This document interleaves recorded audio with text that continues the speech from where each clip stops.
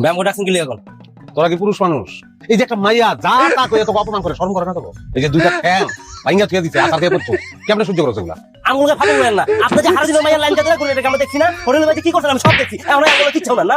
আরে বেটা, শত্রুতা কারো লগে করতে হইলে আগে বন্ধুতা করণ লাগে। আমি তো ঢুকতাছি শুয়ে বাইরে মুখ ফাল হইয়া আমি। কাহিনী পরে কোন, আগে আমাকে ডাকছেন কি লাগে এটা কোন। প্রতিশোধ কেন? দাঁত ভাঙা জবাব দিতে হবে, সোজা কথায় দাঁত ভেঙে ফেলাই দিব। 32টা দাঁতটা কোনো রকমে যদি একটা দাঁত ভাঙতে পারো ওর খালা জবাব না। আমরা রাজি, তুমি দাও করো। শিওর? শিওর। আচ্ছা ঠিক আছে, তাহলে কথা আছে। তুমি এই বিষয়ে নিয়ে আসছো যে মেয়ে যে তোমার বিয়ে করতে রাজি সেটা তোমার জন্য শুভ নসিব। মাইয়া তো 32 দাঁত, যা পায় এটাই চলে যায়।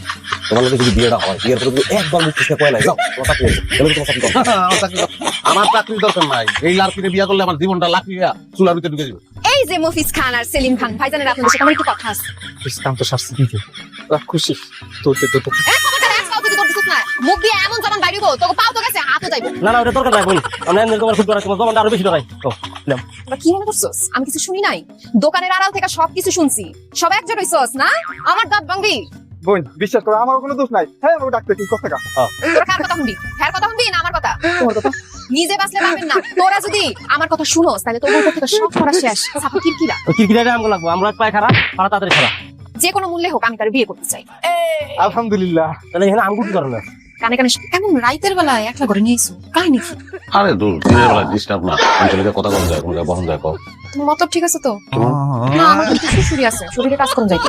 আমি জীবনও তোমার টাচ করবো না, কোনোদিন না, তুমি আনটাচ থাকবা। খালি একটু সবুর কর, একটু পরে চান্দু নিজের খুব শিয়ান মনে করো না? তুমি চলো ডালে ডালে, আমি চলি পাতায় পাতায়। খালা খেয়েছে আরে দূর জয় তো শিখলি না, আমার বাড়ি কেডাইলো দেখতেছি আসো, খালি ঠোকাটা বাইকা সব কিছু বসে গেলি। কাল চাপি চাই কাজী সাহেব না? আসসালামু আলাইকুম। ওয়ালাইকুম সালাম, কাজী সাহেব কি লিখে? আরে কাজী না লাগার বহুত লোক আছে, তাড়াতাড়ি চাই। আরে তুমি এরকম অসামাজিক কাজকর্ম করতেছে। এবারে কি কাজ? হ্যাঁ আন্দাজে এখানে কি অসামাজিক কাজ কেন? এটা সব সামাজিক কাজ হইতেছে। আমার কি বড় মনে হয় বক্কর চক্কর বুঝলাম বুঝে যাবো। হ্যাঁ দুইটা পোলা মাইয়া ঘরে দরজা বন্ধ করে প্রচুর বাছর করতে না, এটা কি সামাজিক কাজ লাগতেছে? তুই আপা আমার কোনো দোষ নাই, আমি আইতে চাইনি, হ্যাঁ আমার জোর করে এনে নিয়ে আইছে। জীবনের সময় নাই তো, তাদের বিয়েটা করাই দেন। আমি সকালবেলা কিন্তু আমি শালিক হবো, শালিক হলে তো মান সম্মান থাকবো না, চিন্তা নেই বহুত। একটা থেকে ভালো হয়েছে, কাজের ফি দাম লাগতো না, ফ্রিতে বিয়ে আছে। বাবার নাম আমার আব্বার নাম ইদ্রিস খন্দকার, খুব ভালো। আরে কি উল্টা কথা বলতেছো? বলে তো সব হাসেম মিয়া। হাসিম মিয়া ঠিক আছে তো? মিয়ার পুত্র রমেশ মিয়া শহীদ 5 লক্ষ 1 টাকা দিন মোহর। 20 লাখ 20 লক্ষ 1 টাকা দিন মোহর দিয়ে আপনি কি ভাই রাজি আছেন? রাজি না থাকলেও তো এখন উপায় নাই, সবাই তো তোর করে দিয়ে দিবো। কি ভাই রাজি থাকলে বলেন আলহামদুলিল্লাহ কবুল। আলহামদুলিল্লাহ কবুল। আলহামদুলিল্লাহ কবুল। এর থেকে পেইন নেই মিয়া, আলহামদুলিল্লাহ কবুল। আলহামদুলিল্লাহ কবুল। তোমার এমনি ফিটিংটা দিলা।